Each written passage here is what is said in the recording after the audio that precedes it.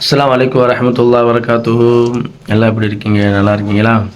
இன்னைக்கு இன்னையிலேருந்து இன்ஷா அல்லாஹ் துல்ஹஜ்ஜுடைய மாதம் ஆரம்பமாக இருக்கிறதுனால இப்போ குர்பானுடைய விஷயங்கள்லாம் எல்லா பேரும் ஆடு வாங்கலாமா, மாடு வாங்கலாமா, ஒட்டகம் வாங்கலாமா யோசிச்சுக்கிட்டு இருப்பீங்க. அதுக்கு முன்னாடி யார் பேரில் நம்ம குர்பானி கொடுக்குறோமோ அவங்க மட்டும் சில விஷயங்களை ஃபாலோ பண்ணுனா போதுமானதான். எல்லா பேருமே ஃபாலோ பண்ண வேண்டிய அவசியமெல்லாம் கிடையாது. ஏன் அப்படின்னா திரும்ப திரும்ப ஃபோன் போடுறது, மெசேஜ் பண்ணுறது, இந்த விஷயங்கள்லாம் எல்லா வருஷமும் இருக்குது. முடி வெட்டலாமா, இவங்க முடி வெட்டலாமா, அவங்க முடி வெட்டலாமா, நான் என் பேரில் தான் கொடுக்குறாங்க, எங்கள் வீட்டில் எங்கள் அம்மா இருக்கிறாங்க, எங்கள் அண்ணன் இருக்கிறாங்க, இப்போ இவங்கெல்லாம் முடி வெட்டலாமா கூடாதா, நகை வெட்டலாமா கூடாதா, இந்த மாதிரிலாம் இருக்குது. ஒரு விஷயத்தை ஞாபகத்தில் வச்சுக்கோங்க, நல்லா புரிஞ்சுக்கோங்க.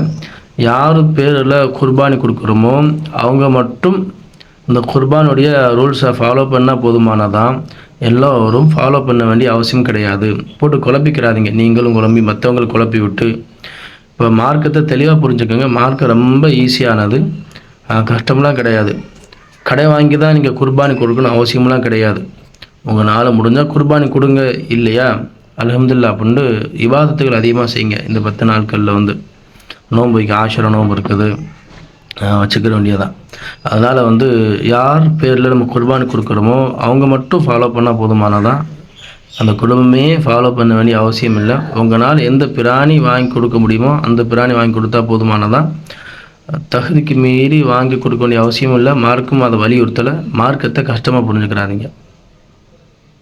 அஸ்ஸலாமு அலைக்கும் வரஹ்மத்துல்லாஹி வபரகாத்துஹு.